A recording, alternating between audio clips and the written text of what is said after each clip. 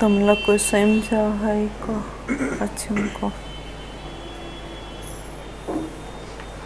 Book लेती हूँ book लेती हूँ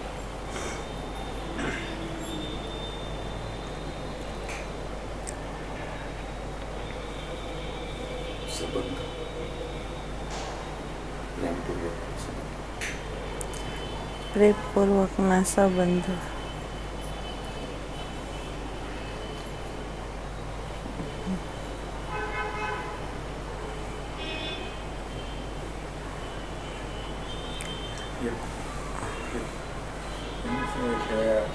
જે મન ઉપર જે ઠોસ લાગે, આઘાત લાગે, યા તો મૃત્યુ થાય, યા તો જન્મ થાય, એ જે સમય હોય અને એ મન ઉપર અચાનક જે આવે આપણું, ત્યારે એમ બતાવવાનું કે વર્તમાન સ્થિતિ આવી ગઈ છે અને આત્માનું પ્રાગટ્ય થાય છે. તો એ સમય દરમિયાન આપણી ઉપર જે અહંકાર છે સતત કંટ્રોલમાં એ કરી દે છે, તો એ બે વચ્ચેનું જે દોષ છે એને કઈ રીતે? એટલે તમારો તો થયો પ્રશ્ન બરાબર. એટલે 2-3 દિવસથી ભાઈ જે ચલાવે છે અહીંયા ચાલે છે ને બરાબર, એની અંદર મેં જોયું કે વિષય ચાલી રહ્યો છે અને એમાં ખબર હોય તો 2 બહેનોએ પ્રશ્ન કર્યો છે કે પ્રેમનું પ્રાગટ્ય થાય તો એમાં વધઘટ કેવી રીતે, અને બીજું એની અંદર જે બતાવ્યું છે કે યાત્રા કરતા હોય એ વખતે સંબંધ બંધાય, અથવા સ્ત્રી પુરુષ હોય એની અંદર જે સંબંધ બંધાય, તો એની અંદર એવું કહ્યું છે કે ભાઈ અમુક સમય સુધી રહે છે પછી પાછા એના મૂળ સ્વભાવમાં એ આવી જાય છે બરાબર.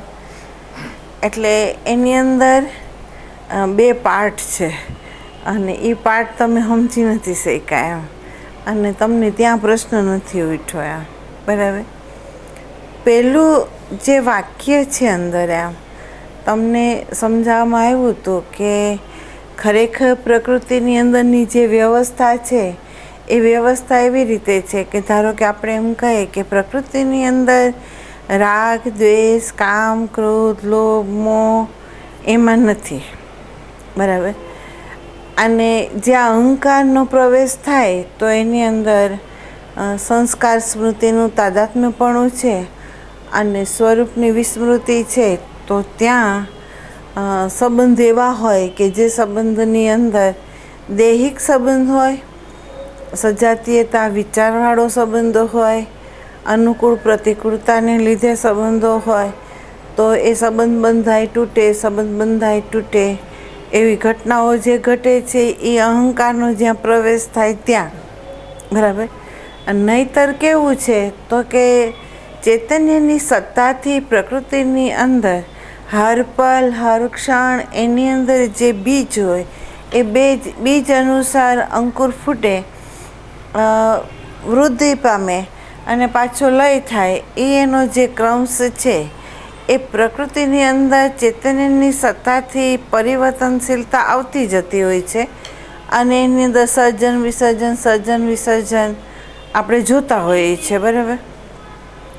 પણ સર્જન વિસર્જનની અંદર આપણને એક પ્રકાશ કરવા જેવો છે કે સર્જન વિસર્જનની અંદર શું ઘટના ઘટે છે એમ. તો અહીંયા પરમાત્મા સામાન્ય રૂપે જુઓ તો કોન્શિયસ છે અને વિશેષ રૂપે જુઓ તો પ્રેમ છે, અને એ પ્રેમમાં એની જે ગતિ છે એ ગતિની અંદર એવું થાય છે કે ધારો કે એક રૂપ હોય એ રૂપ પોતાનો લય કરી રાખે અને બીજા રૂપે એ પ્રગટ થાય બરાબર. પણ પહેલું રૂપ અને આ રૂપ એ 2 એક સાથે ન હોય. ધારો કે એમ સમજી લો કે બીજ હોય તો ધરતીની અંદર બીજ નખાણું હોય તો બીજ પોતાનું અસ્તિત્વ છોડે તો અંકુર રૂપે ઊભું થાય બરાબર. અંકુર પોતાનું સ્વરૂપ છોડે તો એ ડાળી રૂપે થાય બરાબર. અને એ ડાળીઓના આધારે અનેક ડાળીઓ ફૂટે એમ. પણ બીજ છે પોતાનું અસ્તિત્વ એને છોડી દીધું છે, ત્યાં એ વૃક્ષ રૂપે સર્જન થયું છે એમ. એટલે પ્રકૃતિની અંદર પોતાનું મૂળભૂત જે સ્વરૂપો હોય એ સ્વરૂપને છોડીને બીજા રૂપે એ પ્રગટ થાય છે, પાછું લય થાય છે, પાછું બીજા રૂપે પ્રગટ થાય છે. એવી રીતે ઘટના આપણે જોઈએ છે સમષ્ટિની અંદર. બરાબર. તો એ પ્રેમ છે કે જેની અંદર સર્જન વિસર્જન થતા હોવા છતાં નિત નવીનતા છે અને એની અંદર ચેતનાનું જીવનતા જે છે એ આપણને એની અંદર જોવા મળે છે. બરાબર. ત્યારે માનવ શરીરની અંદર શું થાય કે આપણા સ્વરૂપનું અજ્ઞાન છે અને આપણા સ્વરૂપના અજ્ઞાનને કારણે થાય છે શું, તો કે નામ અને રૂપવાળો જે અહંકાર છે એની સાથે આપણું તાદાત્મ્યપણું છે અને એના તાદાત્મ્યથી થાય છે એમ કે પરમાત્માનું સામાન્ય સ્વરૂપ જે છે એ સ્વરૂપ તો દબાઈ જાય છે, પણ સાથે સાથે એનું વિશેષ સ્વરૂપ છે ને એ દબાઈ જાય છે. કારણ કે વિશેષ સ્વરૂપ છે પ્રેમ અને એ પ્રેમની અંદર ગતિ છે, પણ એ ગતિની અંદર રૂંધાઓ જે આપણને દેખાય છે એ રૂંધાતાનું વસ્તુ એવું છે કે જ્યાં અહંકાર પ્રવેશ કર્યો એટલે એ રૂંધાણો. બરાબર. અને રૂંધાણો એટલે શું થાય, તો આપણે અહંકારના આધારની અંદર આપણે જેમ જેમ વિકસતા ગયા તેમ તેમ શાંતિ, આનંદ, પ્રેમ એને આપણે ખોતા ગયા છે. બરાબર. હવે અહીંયા શબ્દ એવો આવે છે કે વર્તમાનની સ્થિતિ જ્યાં છે ત્યાં પ્રેમ છે એમ કીધું છે. બરાબર. પ્રેમ છે વર્તમાનની સ્થિતિ છે એમ બોલવામાં આવ્યું છે. બરાબર. તો એનો અર્થ થયો કે અહીંયા આપણે ઊભું રહેવું જોઈએ કે ભાઈ પ્રેમ ક્યાં હોય એમ. ખરેખર તમે ભૂતકાળમાં હો તો હોય, તમે ભવિષ્યમાં હો તો હોય, કે તમે વર્તમાનમાં હો તો હો. તો અહીંયા જવાબ આપ્યો છે કે પ્રેમ ત્યાં છે કે જ્યાં વર્તમાનની સ્થિતિ છે. બરાબર. જો વર્તમાનની સ્થિતિ ન હોય તો ત્યાં પ્રેમ નથી, ત્યાં પ્રેમનો અભાવ છે. બરાબર. એટલે વર્તમાનની અંદર જે વ્યક્તિ આવી જાય તો એની અંદર પરમાત્માનો વિશેષ રૂપે જે પ્રકાશ છે એ બોધ કરાવીને ગતિ ક્યાં કરાવે એમ, તો કે તમે જો જીવન મુક્ત સંત છે એ ગતિ કરે છે નેત્રના માધ્યમ દ્વારા, વ્યવહારના માધ્યમ દ્વારા એ ગતિ કરે છે, આંતર ઇન્દ્રિયોના દ્વારા એ ગતિ કરે છે. પણ એની ગતિ શેમાં છે એમ, તો કે અજ્ઞાનીની ગતિ દૈહિક હોય, ગુણો સાથે હોય, સજાતીયતા સાથે હોય. ત્યારે સંતને એની સાથે નથી ગતિ. એની ગતિ કેની સાથે છે એમ, તો કે જે સતત છુપણું છે, જે ખરેખર વર્તમાન છે એ વર્તમાનની સાથે એની ગતિ છે. બરાબર. એટલે વર્તમાનની સાથે ગતિ છે એટલે ત્યાં પ્રેમ છે અને એ પ્રેમ કરે છે શું, તો કે અહીં અને અહીંયા આત્મા અને પરમાત્માની વચ્ચે જે અવરોધ કરનાર જે પરિબળો હોય ને એને પ્રેમ શું કરે એમ, તો કે પોતાની ગતિ એવી કરે કે અવરોધક પરિબળ હોય ને એને ખસેડી દે. બરાબર. અને ખસેડી દઈને કરે શું, તો કે અવરોધક પરિબળને ખસેડી આત્મા પરમાત્મામાં એક રૂપ થઈ જાય, એની અંદર અવરોધક પરિબળને આવવા ન દે. બરાબર. આ છે પ્રેમ. બીજું એક છે, તમને ખ્યાલ હોય તો સૂર્યના હોવાપણાના આધારે સાગરમાંથી જે જલ છે એ વરાળરૂપ થઈને ઉર્ધ્વગામી થાય. બરાબર. અને ઉર્ધ્વગામી થઈ વાદળ થઈને એ વર્ષારૂપે મીઠું થઈને એ પાછું ધરતી ઉપર વરસે છે. અને ધરતી ઉપર વરસીને પાછું કરે છે શું એમ, તો કે એ પ્રવાહિત થઈને એનું લક્ષ સાગર જ છે. કેમ, તો કે સાગરમાંથી એ ઉઠ્યું છે. બરાબર. સાગરમાંથી ઉઠીને ઉર્ધ્વગામી થઈ એ પાછો અધોગામી પ્રેમરૂપ બનીને એ પાછું એનું લક્ષ, એનું મૂળ સ્થાન સાગર છે. એટલે એ વેતું શું કરે, તો કે અવરોધક પરિબળ હોય એને દૂર કરે અને પ્રવાહિત જે જલ છે એ સાગર તરફ ધસારો કરે. બરાબર. અને જ્યાં સુધી એ સાગરમાં ન મળે ત્યાં સુધી એની અંદર ગતિ જોવા મળે.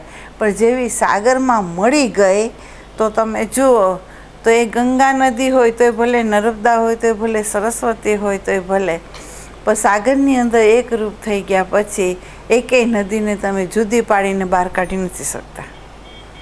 બરાબર. એમ આપણી જે વૃત્તિ છે, ચિત્ત વૃત્તિ જે છે એ ઉઠી છે સાગરમાંથી જ. એ વૃત્તિ ઉઠી છે ક્યાં છે?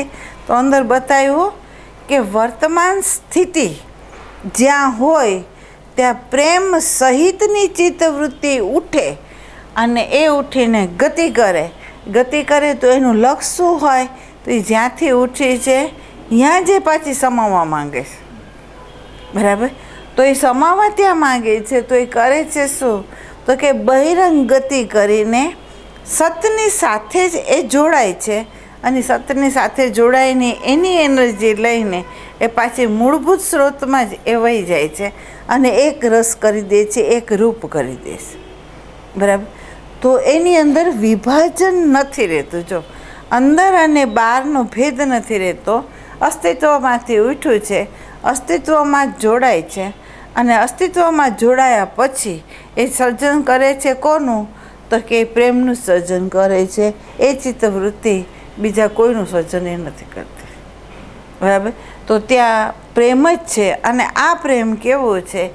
તો કે જેની અંદર એ પ્રગટ્યો છે એ પ્રેમ એવું કહેશે કે પરમાત્મા ને આત્માની વચ્ચેનો જે અવરોધ છે એની અંદર અનેક પ્રકારના અવરોધો ઉઠતા હોવા છતાં એ પ્રેમથી એની અંદર ગતિ કરશે અને પ્રેમથી ગતિ કરીને એ જે વાયાત વ્યર્થ જે વસ્તુઓ છે, સ્મૃતિ અને સંસ્કાર, એને એ દૂર કરી દેશે અને સીધી સતની સાથે જે વેતી થશે. બરાબર. તો એક છે પ્રેમ ત્યાં છે કે જ્યાં આત્માની સ્થિતિ છે. બરાબર. એ પ્રેમ છે.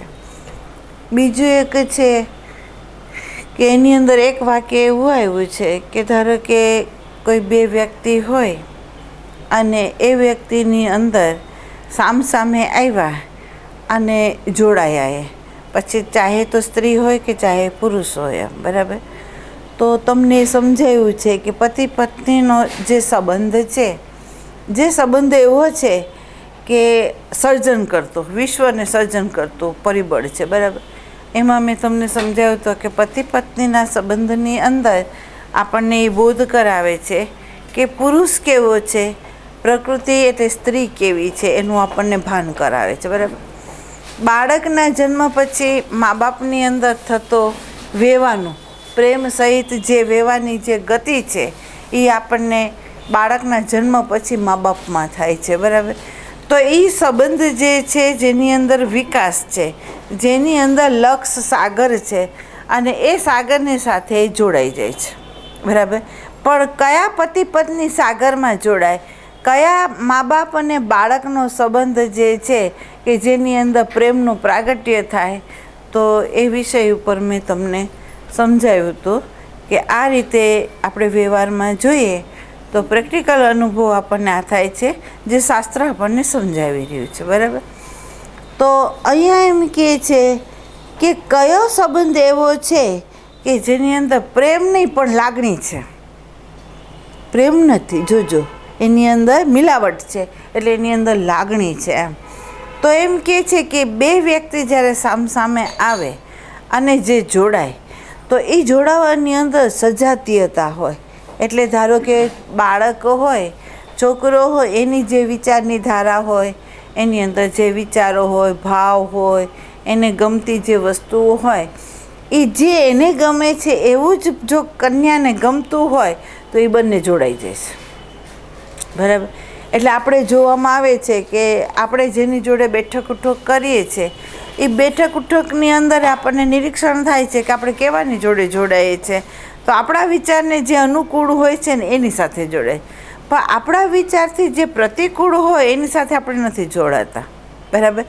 તો સજાતીયતા જ્યાં હોય ત્યાં જોડાવું છે. પણ એ સંબંધનો આધાર શું છે?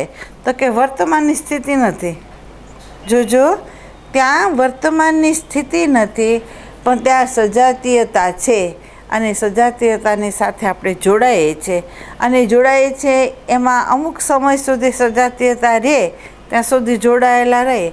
પણ સજાતીયતા તૂટે કોક એકની અંદર અને એની અંદર વિજાતીય વિચારો જ્યારે પ્રવેશ કરે તો આપણને ખબર છે કે પતિ પત્ની પણ ડાયવર્સ લઈ લે છે, બરાબર. તો એ સંબંધ અખંડ સંબંધ નથી, બરાબર.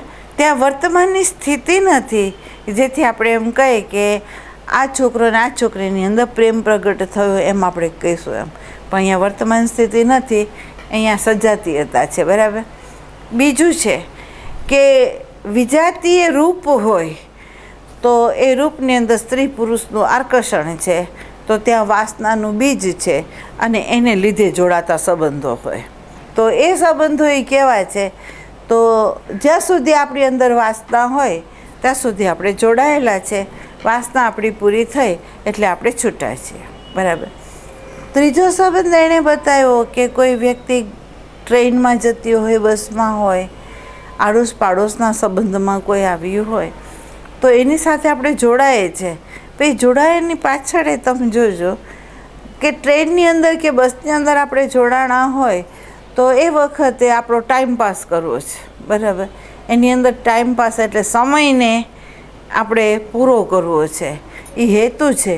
એટલે આપણે થોડુંક એકલા રહી નથી શકતા, એટલે આપણે બાજુની જોડે જે વ્યક્તિ હોય એની અંદર શબ્દની આદાન પ્રદાન આપણે કરીએ છીએ સમય પાસ કરવા માટે, બરાબર.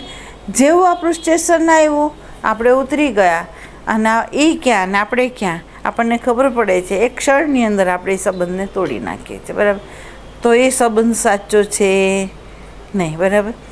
બીજું એક છે કે ધારો કે કોઈ વ્યક્તિ હોય અને એ વ્યક્તિને સંજોગે જેને ઋણાનુબંધ કહેવામાં આવે, તો કોઈ વ્યક્તિ હોય કે જેની અંદર આપણે એક ઘરમાં રહીએ છીએ, એમાં 4-5 ભાઈઓ હોય, બહેનો હોય, પતિ પત્ની, બાળકો હોય, તો એ સંબંધની અંદર જે આવ્યા છે અને જોડાયેલા છે, તો એ સંબંધની અંદર એ આપણને ખબર પડે છે કે ઋણાનુબંધ હોય ત્યાં સુધી આપણે જોડાઈએ છીએ. ઋણાનુબંધ પૂરું થઈ જાય છે એટલે આપણે છૂટા પડીએ છીએ, બરાબર. તો અહીંયા આત્માની સ્થિતિ નથી, જો વર્તમાનની સ્થિતિ નથી. અને વર્તમાનની સ્થિતિ નથી એટલે જે પ્રેમ શબ્દ છે ને એ અહીંયા જોડાઈ ન શકે, બરાબર. એટલે આવો જે પ્રેમ હોય કે જેની અંદર લાગણી શબ્દ અંદર વાપર્યો છે કે જેમાં લાગણી હોય એમ, બરાબર. હેતુની અંદર સમય પાસ હોય, વાસના હોય અથવા ઋણાનુબંધ હોય તો એને લીધે આપણા સંબંધ રહે છે, પૂરું થાય છે એટલે નજીવી એક બાબતની અંદર કચબચ થઈ જાય ને આપણે છૂટા પડી જઈએ છીએ, બરાબર. તો એ પ્રેમ નથી, બરાબર. પ્રેમ કોને કહેવાય? તો પ્રેમની અંદર અનુકૂળતા પ્રતિકૂળતા ન હોય, પ્રેમની અંદર સમય ન હોય. જોજો, મારે કંઈક બનવું છે અથવા આની અંદર મારી કોઈ અપેક્ષા છે એવું એની અંદર હોય નહીં પ્રેમની અંદર, બરાબર. પ્રેમ તો વહે જ. પ્રેમ કોને કહેવાય? કે જેની વર્તમાનની સ્થિતિ હોય એની અંદર પ્રેમનું વહેવું હોય, બરાબર. અને વહેવું હોય એમાં પોતાનું જે અસ્તિત્વ હોય ને એનો એ લય કરતો હોય. ધારો કે પતિ પત્ની હોય, એ બંને જોડાણા હોય, એમાં એક વ્યક્તિની અંદર જો પ્રેમ પ્રગટ થઈ ગયો હોય ને તો એ વ્યક્તિ કેવી હોય એમ? તો કે સામે વ્યક્તિ છે ને એ ગમે એવા પરિબળોને ઊભા કરે ને તો આનો પ્રેમ એવો છે કે એ વસ્તુને જોતો નથી પણ છતાં વહે છે, બરાબર. એનું લક્ષ્ય ક્યાં ઊભું છે? તો કે સામે રહેલો જે આધાર કોન્શિયસ જે એનર્જી છે અથવા જે ચૈતન્ય દેવ છે એની સાથેનો સંબંધ જોડાયેલો છે, બરાબર. એટલે એ વહે છે. વહે છે તે વખતે શું કરે છે?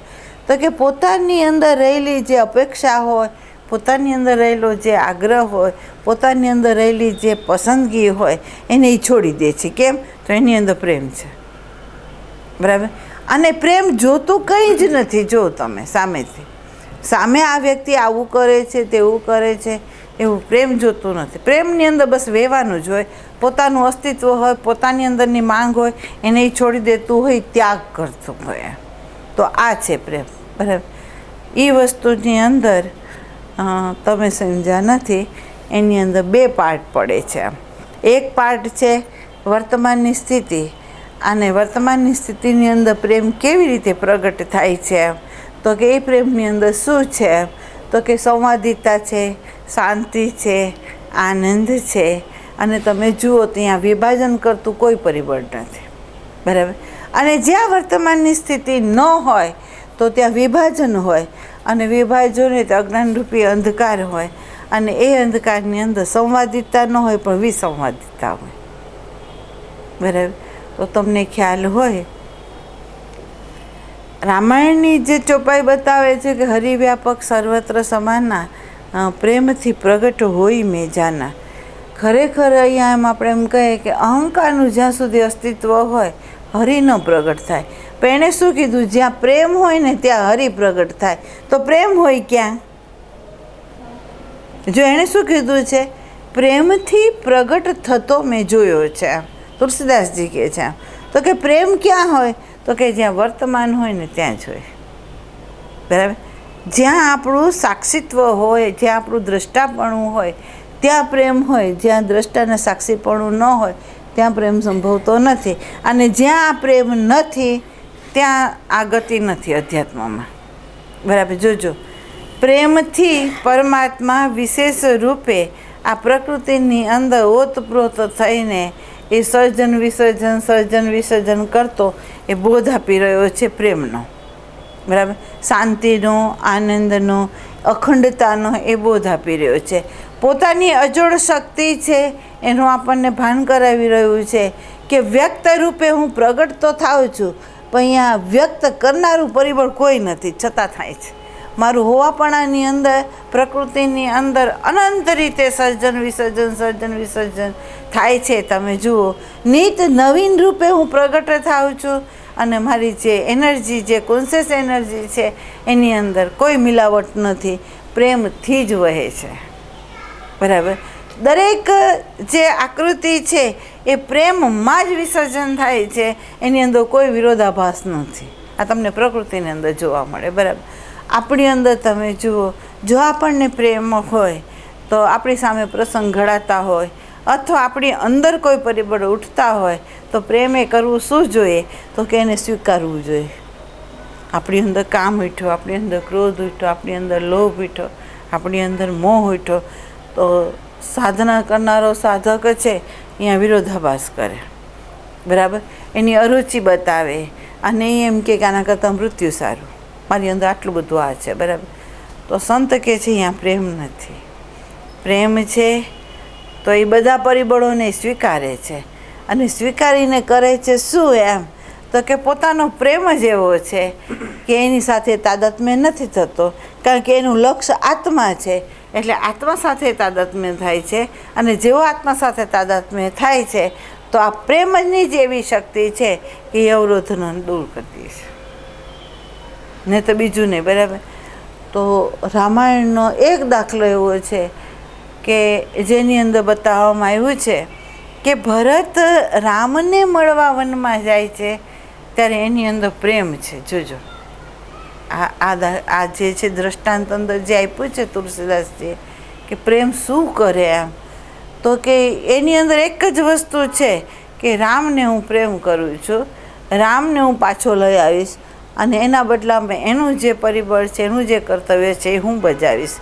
એટલે પોતાનું વિસર્જન કરવા માંગે છે અને એનું સામ્રાજ્ય સ્થાપવા માંગે છે, અને એ જાય છે. બરાબર.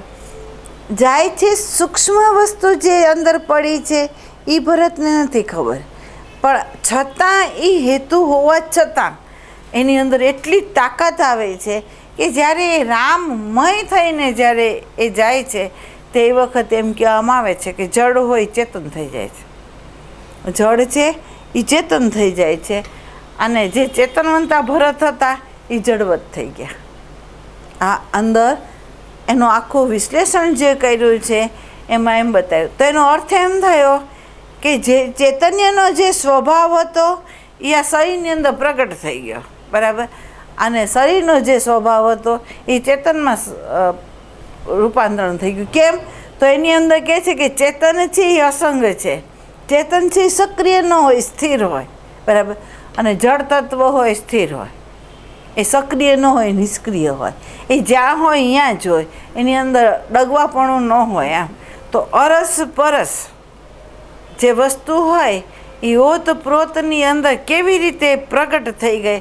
તો એને એમ કીધું કે ભરતનું જે આ શરીર હતું એ જડ થઈ ગયું, અને ચેતન છે એ ચેતનવંતો જે હતો એ પ્રગટ થઈ ગયો અંદર, અને પ્રગટ થઈને જે ચૈતન્યનું સ્વરૂપ છે, જે અવ્યક્ત હતું એને વ્યક્ત કરી દીધું, અને જે વ્યક્ત હતું એને લુપ્ત કરી દીધું.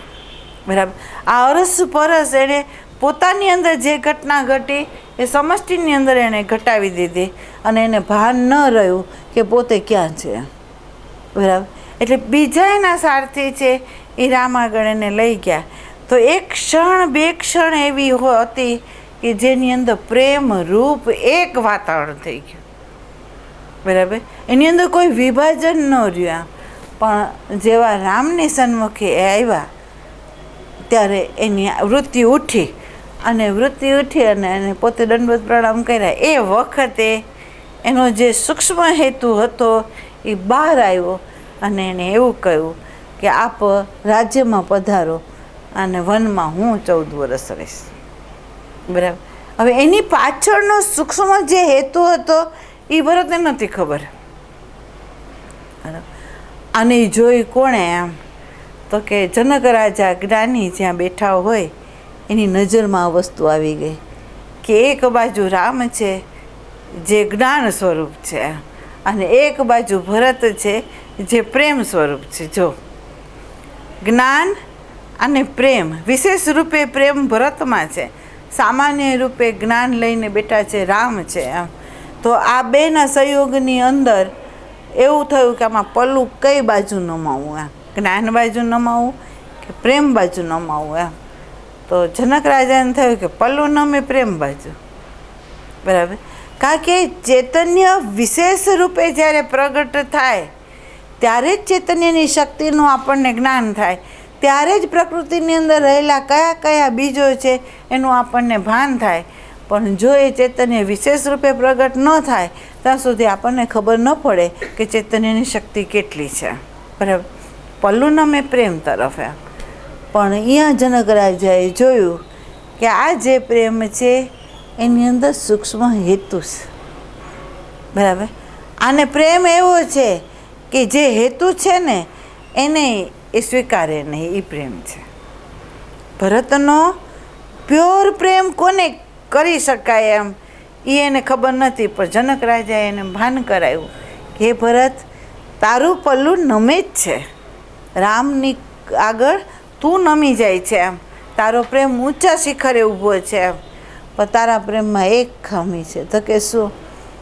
તો રામ જે આદેશ આપે અને એ તું સ્વીકારે, અને એ સ્વીકારવાની અંદર તારી અંદર રહેલો જે હેતુ છે એને તું જો છોડી દે તો તારો શુદ્ધ પ્રેમ છે. અને જો તું આગ્રહ રાખ તો તારા પ્રેમની અંદર હેતુ છે તારી ઇમેજ. જો બતાવી દીધું. બરાબર. આટલી સૂક્ષ્મ વસ્તુ જે છે એને પ્રકાશી કોણ શકે? તો કે જીવન મુક્ત સંતો હોય એ સ્વીકારી શકે.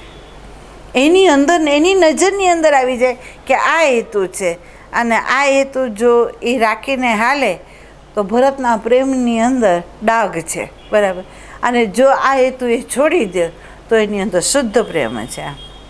અને કહેવામાં આવે છે કે ભરતને આ ભાન કરાયું ત્યારે ભરત દંડવત પ્રણામ કરીને એણે કીધું કે આપ સાચા છો કે મારા પ્રેમની અંદર હેતુ છે. બરાબર. હું આને છોડું છું, રામ જે આદેશ આપશે ને એને હું સ્વીકારીશ. બરાબર. સાધક હાલે છે. જો અધ્યાત્મમાં સાધક ગતિ કરે છે. સાધક ગતિ કરે છે, પ્રારબ્ધે પ્રસંગ સમષ્ટિની અંદર ઘડાય છે. બરાબર. અને આ ઘડાતા જે પ્રસંગો હોય એ પ્રસંગોની અંદર સ્વીકાર અસ્વીકાર, સ્વીકાર અસ્વીકાર જ્યાં હોય તો અહીંયા સંતો કહે છે કે તારી અંદર, તારા પ્રેમની અંદર કચાશ છે. કેમ? તો હરિ જેમ રાખવા માંગે છે, જે કરાવવા માંગે છે એનો જ્યાં સ્વીકાર થાય છે ને તો અહીંયા પ્રેમ સાચો છે. બરાબર. તો અહીંયા પ્રેમ આવો જે પ્રેમ છે કે જેની અંદર અનાદન ન રહે, સ્વીકાર ભાવ હોય અને લક્ષ્ય એનો સાગર હોય, એ જ્યાં હોય ને તો ત્યાં પ્રેમ છે. તો અહીંયા એમ કીધું કે વર્તમાનની સ્થિતિ હોય તો જ હોય, જો ભૂતકાળ અને ભવિષ્ય હોય તો આ પ્રેમ ના હોય. બરાબર. અહંકારનું કેન્દ્ર હોય ત્યાં જ પ્રેમ તમે શોધવા જાઓ તો એ પ્રેમ નથી, એ રાગ છે, એ દ્વેષ છે, એ મોહ છે, મમત્વ છે, પણ ત્યાં પ્રેમ નથી. બરાબર. પ્રેમ એ જ છે કે જેના લક્ષ્યની અંદર જે પરમાત્મા છે એની જ મહત્તા રાખે છે, બાકી બધાની મહત્તાને ગુણ કરી નાખે છે. આ પ્રેમ છે. બરાબર. બીજું, ભાઈનો પ્રશ્ન એવો છે કે કોઈ એવો પ્રસંગ આઘાતજનક ઘડાય કે આપણે કલ્પેલો ન હોય એવી વસ્તુઓ ઘડાય, તો આપણા જીવનની અંદર એવી ઝલકો ઘણી હોય છે, જે ઝલકની અંદર આપણે ભૂતકાળને ભવિષ્ય છોડી દઈએ છીએ અને વર્તમાનમાં હાજર થઈ જઈએ છીએ. બરાબર. હવે વર્તમાનની અંદર જ્યારે આપણે હાજર થઈ જઈએ છીએ ત્યારે સમગ્રતાથી આપણે અંદર આવી જઈએ છીએ. બરાબર. અંદર આવી જાય છે, પણ એ ક્ષણ કેટલીક હોય, 1 હોય, 2 હોય, એની ઝાઝી લાંબી ક્ષણો ન હોય. બરાબર. એને હાજર કરીને આપણને બોધ કરાવી દે.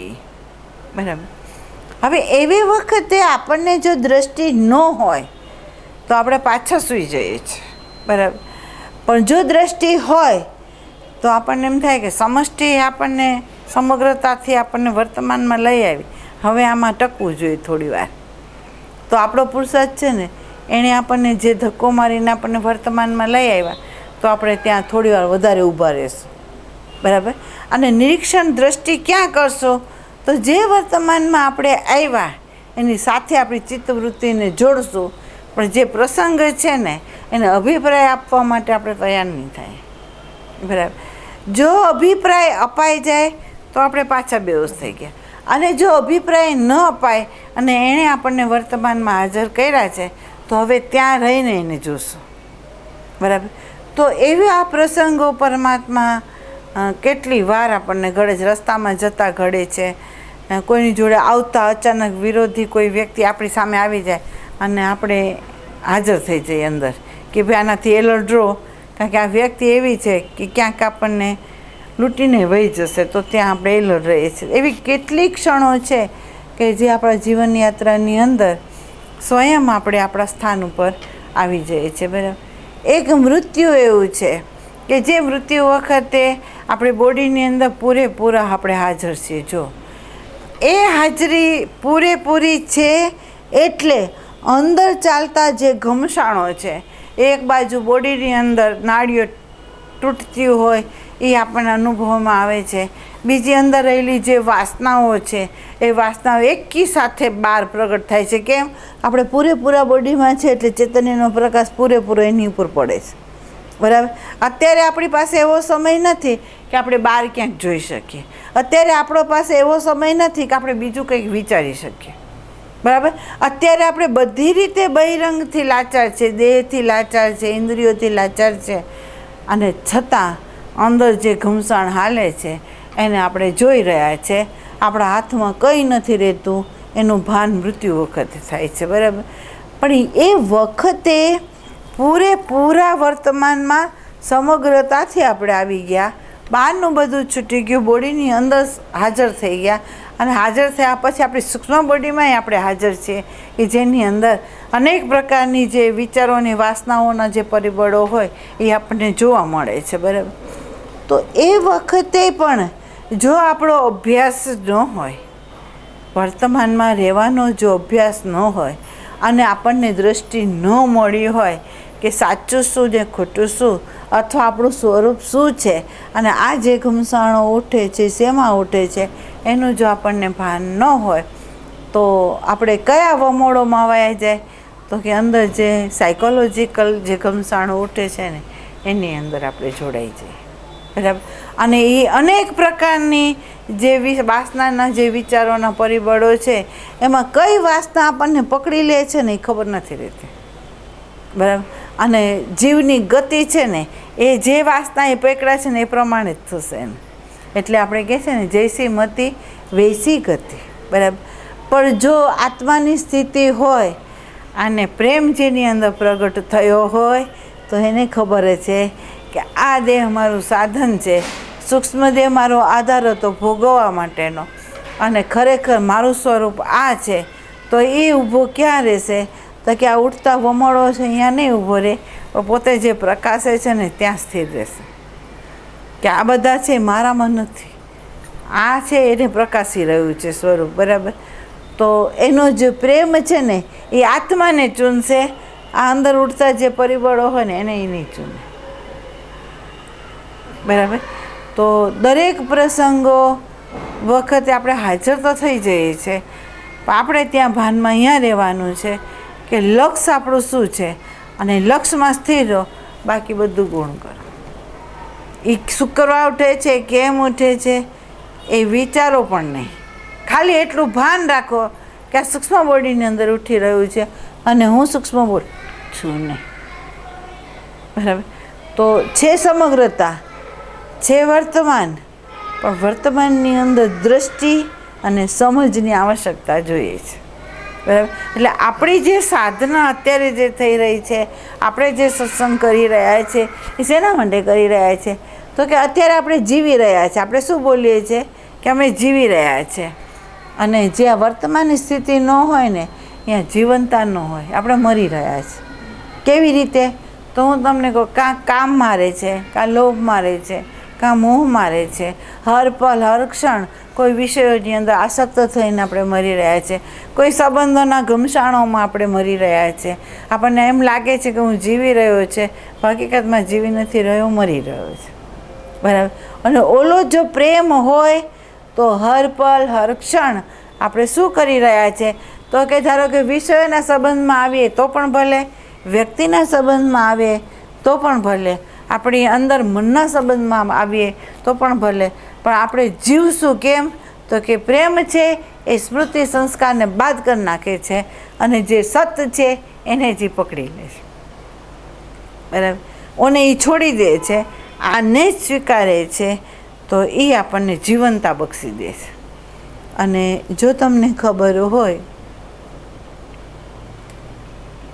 તો એનર્જી ઉતરતી હોય, એ એનર્જીની અંદર જો તમને જ્ઞાન હોય, જો અનુભવ હોય અથવા નિરીક્ષણ હોય તો તમને ખબર પડશે. શું ખબર પડશે? ઉપરથી આવતી જે ગ્રેસ હોય એ ગ્રેસ જ્યારે તમારી ઉપર પ્રેમ કૃપા કરીને અવતરે છે, અને અવતરતી વખતે જો આપણી વૃત્તિ અંદર ઉઠે, આપણી વૃત્તિ એને ભોગવવા માટે ઉઠે તો એ ત્યાં સ્ટોપ થાય છે. અને વૃત્તિ જો ન ઉઠે, નિષ્ક્રિય થઈ જાય, તો આખી બોડીની અંદર એ પ્રગટ થઈ જાય છે. અને એ પ્રગટ થઈને એ પરમાત્મા આત્માની અંદર વિશેષ રૂપે પ્રગટ થઈને સ્પંદન કરાવીને આપણા એક એક કોષની અંદર ધડકણ વધારી દે. તમે જોજો, બરાબર. તો હાથ પગની અંદર જે સ્પંદનો થાય છે એ પરમાત્મા કહે છે એ વર્તમાનની સ્થિતિ હોય, અહીંયા પ્રેમ રૂપે હું પ્રગટ થાઉં છું, અને પ્રગટની અંદર તમને અનુભવ શું કરાવું છું, તો કે તમારી જે બોડી છે એના અણુ અણુની અંદર હું સ્પંદન રૂપે પ્રગટ થાઉં છું, બરાબર. તો એ આપણે જોવા મળે છે. જો વૃત્તિ ઉઠે તો આખામાં નથી જતું, જ્યાં છે અહીંયા જ સ્ટોપ થઈ જાય છે. આને જો વૃત્તિ એના ભોગ માટે કે એને જોવા માટે ન ઉઠે, ખાલી એમને રહે, તો આખા બોડીમાં એ પરમાત્મા વિશેષ રૂપે પ્રેમ રૂપે પ્રગટ થઈ અને આપણને નવડાવી જાય છે, અને આખી બોડીની અંદર સ્પંદન પ્રગટ કરી દે છે, બરાબર. તો એની ઉપરથી આપણને એક જ્ઞાન થાય છે કે જો વૃત્તિ જોવા માટે પણ ઉઠે, ભોગવવા માટે પણ ઉઠે, એનાથી પ્રભાવિત થઈને એ ઉઠે, તો આ ગ્રેસ આખી બોડીમાં નથી જતો. બસ એવી જ રીતે આત્મા ને પરમાત્માના મિલનની અંદર જો આ વૃત્તિ ઉઠે તો અંદર હેતુ આવે. આ વૃત્તિ ઉઠે તો અહંકારનું કેન્દ્ર છે, વર્તમાનની સ્થિતિ નથી, બરાબર. વર્તમાનની સ્થિતિ એટલે છુપણું, જેની અંદર હુંપણું પણ નથી, બરાબર. આ છે વર્તમાનની સ્થિતિ. અને આ વર્તમાનની સ્થિતિની અંદર વિશેષ રૂપે અંતઃકરણની અંદર જે એનું પ્રાગટ્ય થાય છે, પ્રકાશ રૂપે, જ્ઞાન રૂપે, તો એ પ્રેમ છે એનું, બરાબર. તો એ જ પ્રેમ જો સહિત વહેતું થાય ને સંસ્કારને સ્મૃતિ સાથે તાદાત્મ્ય ન હોય તો સંવાદિતા આવે ને જોડાય, એક રસ થઈ જાય. એની અંદર અવરોધક કે દિવાલ હોય નહીં. એટલે એમ કહે છે જેણે એક બૂંદ એ પ્રેમનું પીધું તો સાગર કેવો છે એ એને ખબર પડી ગઈ. બરાબર. બહેનોએ પ્રશ્ન કરેલો કે ભાઈજી જો પ્રેમ આવી જાય, બનતા લાગી આનંદીબેને કે હેમાબેને પ્રશ્ન કરેલો કે પ્રેમ જો કોઈને અનુભવાઈ જાય તો પછી એમાં વધઘટ કેમ, એમાં ઉતર ચડાવ કેમ? એમ તો ખરેખર ન હોય. એમ કે છે જેને એક બૂંદ પી લીધું એ પ્રેમનું તો એને ખબર પડી ગઈ. તો હવે એ વારંવાર એમાં ગાઢતા કેવી રીતે આવે એના પુરુષાર્થમાં એ હોય, પણ એને લુપ્ત ન થવા દે. કારણ કે એની તરફ એની ગતિ શરૂ થઈ ગઈ, એના પગલાં મંડાઈ ગયા. બરાબર. પણ હજી એ પ્રેમ પ્રગટ થયો નથી.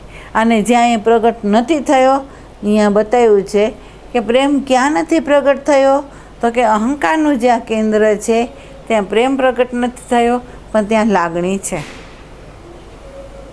ત્યાં બતાવ્યું છે શું કે ત્યાં પ્રેમ પ્રગટ નથી થયો, પણ ત્યાં અહંકારનું કેન્દ્ર છે અને ત્યાં લાગણી છે.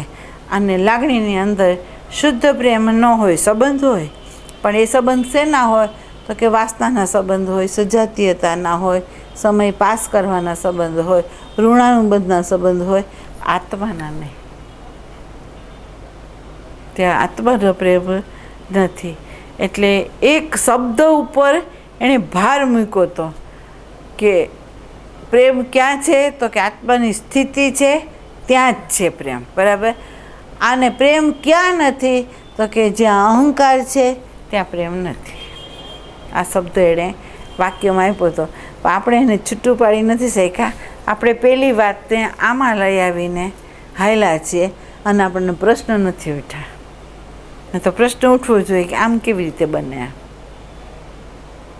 જેમ બાળકો હોય એ ચલણ ગાડીનો આધાર લઈને ચાલતા શીખે તો એ 2 ડગલા માંડે ને પછી એ ચલણ ગાડી ન પકડે, છોડી દેવા માંગે. કારણ કે એને ખબર પડી ગઈ કે હું બેલેન્સ રાખું ને તો ઊભો રહી શકું છું અને હું ચાલવાની કોશિશ કરું તો ચાલી શકું છું. તો આમ ચલાય એવી એને જાણ થઈ ગઈ. બરાબર. જાણ થઈ ગઈ એટલે એ આધાર તોડે છે. બરાબર. એમ જેને એક પ્રેમનું બૂંદ ચખાઈ ગયું તો એને ખબર પડી ગઈ કે વર્તમાનની સ્થિતિમાં જ પ્રેમ હોય, વર્તમાનની સ્થિતિમાં જ શાંતિ હોય, વર્તમાનની સ્થિતિની અંદર જ આનંદ હોય, સંવાદિતતા હોય, અખંડતા હોય. એ એને ખબર પડી ગઈ. તો હવે એ ખંડ પ્રવેશ નહીં કરી શકે, ખંડમાં એ પ્રવેશ ન કરી શકે, સ્વીકારી ન શકે. કારણ કે આ હૃદય એવું છે સતને જ સ્વીકારે છે, કારણ કે એ એનું પાત્ર બની ગયું. એમ. બરાબર. એટલે આ વસ્તુનું હવે ધ્યાન દેજો કે પ્રેમ જ્યાં ભૂતકાળ હોય, ભવિષ્ય હોય ત્યાં ન હોય, જ્યાં વર્તમાન હોય ત્યાં હોય. બરાબર. હવે નિરીક્ષણ કરજો. તમને ખબર નથી, બધા સંબંધો વર્તમાનમાં લાવે છે. પતિ પત્નીના સંબંધ વર્તમાનમાં, મા બાળકના સંબંધ વર્તમાનમાં જ લાવે છે, શૂન્યતા સુધી લઈ જાય છે. બરાબર. પણ આપણને ખબર નથી, આપણને ખબર નથી. આપણે શૂન્યતાની અંદર પ્રવેશ કરીને પાછા અહંકારના કેન્દ્રમાં આવી જઈએ છીએ. બરાબર. પણ એ શૂન્યતાનો અનુભવને જોઈ સ્વીકારે, ત્યાં અદ્વૈતતા છે એને સ્વીકારે, ત્યાં જગતનું લયપણું છે એને સ્વીકારે અને એને ભાન થઈ જાય આ વસ્તુનું, તો પછી આ બાહ્ય જે વિચારગત જે સંબંધો છે ને એને અસ્વીકાર કરી દે. પણ આપણને એ દ્રષ્ટિ મળી નથી. એટલે જીવીએ છીએ પ્રેક્ટિકલમાં. જોજો, આપણે એમ કહીએ કે આ સત્સંગને પ્રેક્ટિકલમાં ઉતારો, તો ખરેખર આપણે પ્રેક્ટિકલમાં છીએ. પણ આપણે પ્રેક્ટિકલમાં ક્યાં નથી? ઓબ્ઝર્વેશનમાં નથી. આપણે ઓબ્ઝર્વેશનની અંદર આ પ્રેક્ટિકલ જે થઈ રહ્યું છે એમાં ઓબ્ઝર્વેશનમાં નથી. એટલે સંતો કહે છે કે જે પ્રેક્ટિકલ થઈ રહ્યું છે એની અંદર ઓબ્ઝર્વેશનમાં આવો. એ ઓબ્ઝર્વેશન આખા અહંકારના માળખાને તમને બતાવશે અને એને જોનારો કોણ છે એનો એ બોધ કરાવશે. બરાબર. એટલે એમ કહે છે કે 25 વર્ષનું જે બાળક હતું એ બાળક ગુરુદ્વારેથી જ્યારે આવીને ગૃહસ્થાશ્રમમાં પ્રવેશ કરતું હતું તો સંબંધ કોને કહેવાય ને, અને એ સંબંધની અંદર અખંડતા કેવી રીતે છે, અને એ સંબંધની અંદર જો તમે અહંકારના કેન્દ્રમાં હો તો સંબંધ નથી બંધાતો, એનું ભાનનું જ્ઞાન સંતોએ આપી દીધું હોય છે. બરાબર. સર્જન કેવી રીતે છે, વિસર્જન કેવી રીતે છે, જોડાવું કઈ રીતે છે, ઉર્ધ્વગામી થવું કઈ રીતે છે, એ બધાના ઉપનિષદના માધ્યમ દ્વારા એ બોધ વિદ્યાર્થીને કરાવી દેવામાં આવતું હતું. અને એ બોધ લઈને દરેક સાધક હતા એ ગૃહસ્થીમાં જીવનમાં પ્રવેશ કરતું હતું. એટલે એ વાનપ્રસ્થ સંન્યાસ સુધી જઈ શકતો હતો. આપણે અત્યારે નથી જઈ શકતા. કેમ? તો આપણને સંતે કેવી રીતે જીવવું એ જ નથી બતાવ્યું. બરાબર. આપણને અત્યાર સુધી આપણે ગાડરિયા પ્રવાહની જેમ જીવી રહ્યા છીએ. બરાબર. તો અત્યારે આપણને આ દૃષ્ટિ મળી છે, તો એ દૃષ્ટિથી સંબંધમાં જોડાવવું, તો સંબંધ સાચો છે, ને તો સંબંધ નથી. અહીંયા સંબંધ છે, કાં દૈહિક સંબંધ હોય, કાં મનથી સંબંધ હોય, કાં વિચારથી સંબંધ હોય, કાં સમયથી સંબંધ હોય, પણ આત્મા ને પરમાત્માનો સંબંધ ના હોય, અને પ્રેમ ન હોય ત્યાં. બરાબર. એટલે પ્રેમ વર્તમાનની સ્થિતિ છે એમ કીધું છે. બરાબર. એ ન હોય તો પ્રેમ ના હોય. તમને સમજ કે તમે લોકો ગુજવાતા હતા એ મને ખબર પડતી હતી. એટલે બહેનોએ કીધું તમે જવાબ આપો, મને નહીં આપો, શોધો તમે ક્યાં ગૂંચવાઓ છો, શોધો. બે મિશ્રણ કરી નાખ્યું છે, થોડું અલગ પાડો તો તમને સમજાઈ જાય એમ છે. બરાબર.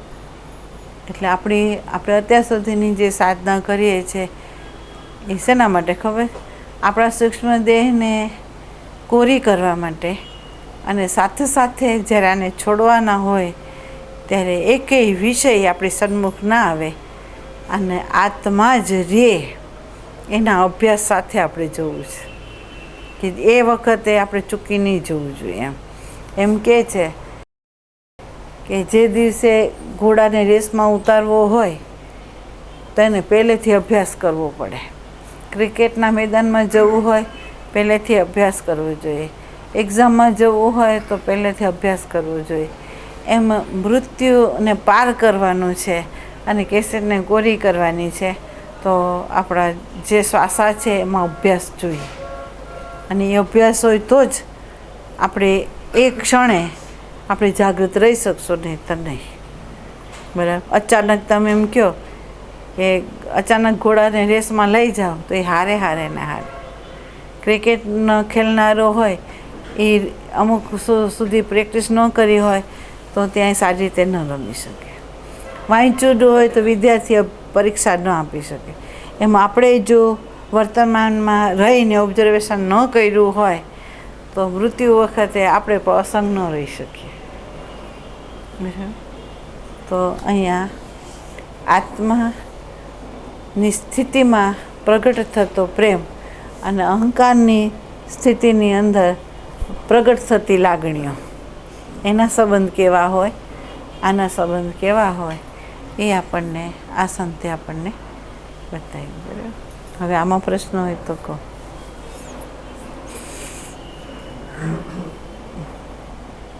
એટલે પ્રશ્ન છે ને ઉઠી જવા જોઈએ. ભલે આપણે વાંચીએ છીએ, વાંચતા અંદર એમ લાગે કે આ વાક્ય બરાબર નથી લાગતું, એમ પ્રશ્ન ઉઠાવો, આમ કેમ, આમ કેમ,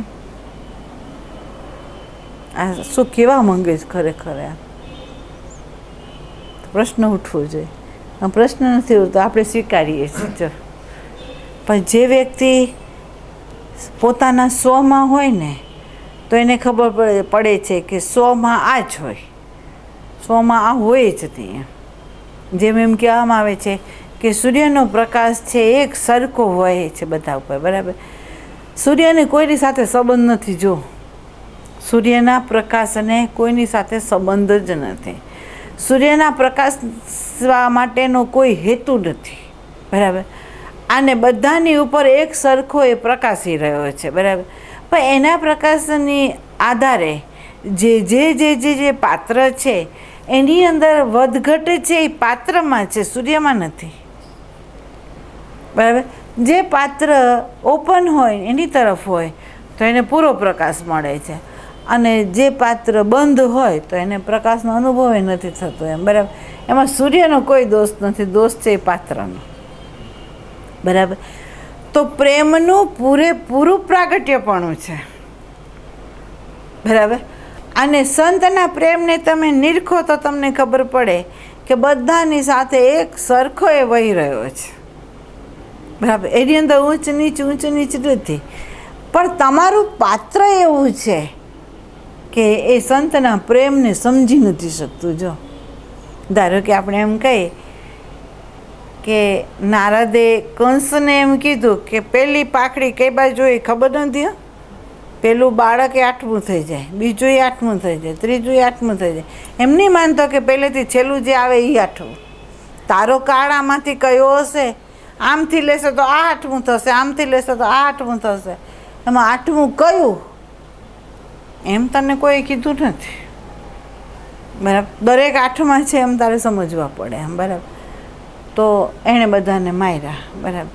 હકીકતની અંદર નારદનો હેતુ શું હતો? એને પૂરો પાપી બનાવવાનો ના, એને ખબર હતી અશાંતિનો લય કરાવવો હતો એને, અને શાંતિ ઉત્પન્ન કરાવી હતી. તો કે શાંતિ ઉત્પન્ન ક્યારે થાય? કે આનો લય થાય, તો આની પરાકાષ્ઠા આવે અને છૂટે એનાથી તો જ આનો લય થાય, નહીં તો ન થાય. તો એ પ્રેમ હતો.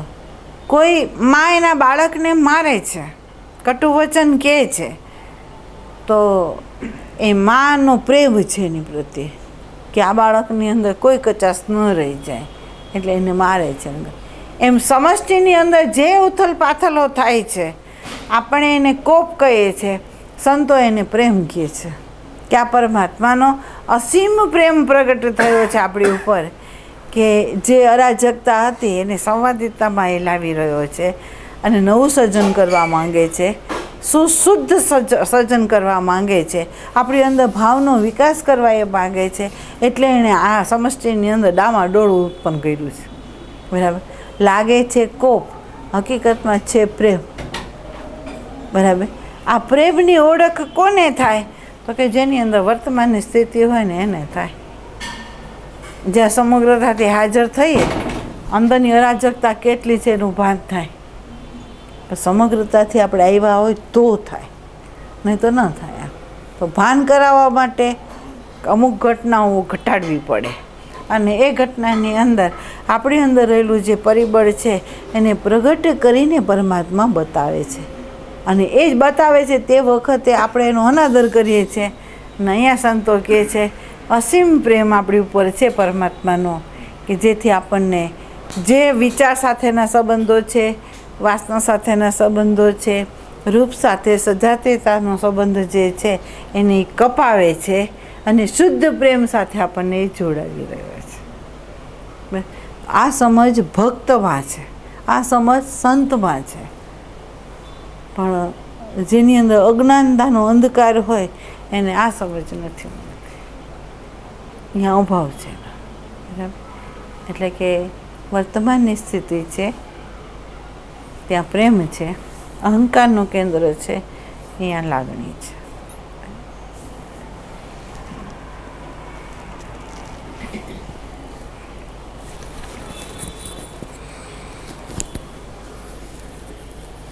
તમે એક વસ્તુ છે કે આમ ઘરે એવા અભ્યાસમાં, એવા મનનમાં છો કે જે અહીંયા આપણે પ્રેક્ટિકલ જે વિષય આપણે સમજાવીએ છીએ એ સમજમાં રહે છે ને, ભલે આપણે એમાં ટકી ન શકતા હોય, પણ એક વસ્તુ તો આપણને દ્રઢ થાય છે ને કે આ આપણું સ્વરૂપ છે, અને સૂક્ષ્મ દેહની અંદર જે કંઈ ઘટનાઓ ઘટે છે એ આપણામાં નથી, બરાબર. જોજો, મોક્ષ, મુક્તિ, સાક્ષાત્કાર, આ 3 સંબંધ જે શબ્દ છે ને એની ઉપર પ્રકાશી લેવાનો કે આ 3 ક્યાં છે, કયા સ્થાન ઉપર છે. સાક્ષાત્કાર, મુક્તિ અને જે મોક્ષ છે એ કયા સ્થાન ઉપર છે? સ્વરૂપ છોડા સોના છે એમાં પણ સૂક્ષ્મ શરીર માટે છે. આ 3 શબ્દ આત્મા માટે નથી, આ લખી લેવાના. આપણને બંધન નથી તો મુક્તિ ક્યાંથી સંભવે? બરાબર. આપણે સ્વયંભૂ છે તો સાક્ષાત્કાર કોનું થાય? જોજો, સમજજો. બિંબ અને પ્રતિબિંબને બહુ યાદ રાખવાનું કે બિંબ હોય ને એ પ્રતિબિંબને જોશે, પ્રતિબિંબ બિંબને નહીં જોઈ શકે. બરાબર. તો જે બિંબ છે એને સાક્ષાત્કાર આભાસનો થશે, પ્રતિબિંબનો થશે. પણ આ પ્રતિબિંબ છે ને બિંબનો સાક્ષાત્કાર ક્યારેય ન થાય. એ જડ છે, એ જડ છે. બરાબર. એટલે સાક્ષાત્કાર આભાષિક થશે આપણને, પણ વાસ્તવિક આપણું સ્વરૂપ છે એ જ એને પ્રકાશશે. બરાબર. મુક્તિ તો કોનાથી મુક્તિ? તો કે વાસનાથી મુક્તિ. તો વાસનાથી જોડાયેલું છે કોણ? તો કે અંતઃકરણ, આત્મા નહીં. આત્મા તો જેની સાથે જે વાસના તમારી અંદર છે ને એને એ પ્રકાશે છે. બરાબર. ધારો કે તમારે ભોગવવી છે તો તમને એનર્જી એ આપે છે. બરાબર. પણ એ ભોગવતો નથી, એ તો અભોગતા છે. બરાબર. તો વાસનાથી મુક્તિ અંતઃકરણની છે. બરાબર. અને મોક્ષ છે એ અહંકારનો છે, આત્માનો નહીં. મોક્ષ કોનો છે થાય છે અહીંયા? અહંકારનો. કેમ? તો બધી વાસનાના બીજો જ્યાં બળી જાય તો અહંકાર કયા આધારે ઊભો રહે? એટલે આપણે જે કંઈ કરી રહ્યા છે ને એમાં દૃઢ બોધ એ રાખવાનો કે મારું જે સ્વરૂપ છે એને કોઈ બંધન નથી, એનું કોઈ આવાગમન નથી, એને કોઈ મુક્તિની જરૂર નથી. એ મુક્ત જ છે, એ અસંગત છે, અખંડ છે, એટલે એને મોક્ષે સંભવતો નથી. બરાબર. પણ જે કંઈ છે અંતઃકરણ વિશિષ્ટ જે ચૈતન્ય છે, અંતઃકરણની ઉપાધિવાળો જે જીવ છે, અંતઃકરણની અંદર ચિત્તવૃત્તિ જે છે એને જ બધા બંધનો છે. બરાબર. એટલે સૂક્ષ્મ દેહની અંદર બંધન છે, આત્મામાં નથી. બરાબર. તો આ જે સૂક્ષ્મ શરીર જે છે ને એને તમે બરાબર સમજી લાવો ને તો પછી ગમે એટલા પરિબળો હોય ને તો તમે દ્રઢ રહી શકો, અભય રહી શકો. કારણ કે તમને દ્રઢ છે કે મારું આવાગમન નથી, આવાગમન સૂક્ષ્મ દેહનું છે. અને શેને લીધે છે? તો એ કોઈ વાસનાની સાથે જોડાઈ જાય તો. પણ મારી ચિત્તવૃત્તિને ત્યાંથી ઉઠાડી દઉં અને આત્માની સાથે જો જોડી દઉં તો આ સૂક્ષ્મ દેહની ગતિ એની સાથે છે જ નહીં. બરાબર. એ તો લય આત્મામાં જ પામે છે. જ્યાંથી ઉઠ્યું છે પ્રકૃતિમાંથી ઉઠ્યો છે સૂક્ષ્મ દેહ, પ્રકૃતિમાં લય પામી જાય છે. બરાબર. જેમ સૂર્યના આધારમાં સાગરનું જલ વરાળ પામે, પાદળ રૂપ ધારણ થાય, વર્ષા રૂપે ધરતીમાં વહે, નદી રૂપ થઈને પાછી સાગરમાં મળે, એમાં સૂર્યને શું? એમાં આપણા આત્માને શું? આ સૂક્ષ્મ દેહ જે છે પંચમહાભૂતોમાંથી ઉત્પન્ન થયું અને એક બીજો લઈ લે, એ ગતિ કરી આવાગમનના ફેરામાં ફર્યું અને ફરીને પછી જ્ઞાન થતાં એ વિસર્જન પામ્યું. આત્માને શું? ખરે આ દૃઢ રાખવાનું છે. આ દૃઢ રહે ને અને જોવાની શક્યતા તમારી અંદર આવે અને અભયતાથી તમે એને જોઈ શકો. તમે તમારામાં અધ્યારોપ નહીં કરો ત્યાં. બરાબર. એટલે અહીંયા દૃઢ રહેવાનું છે. આ સત્સંગ છે ને એને અહીંયા મનન કરવાની જરૂર છે આપણને. બરાબર.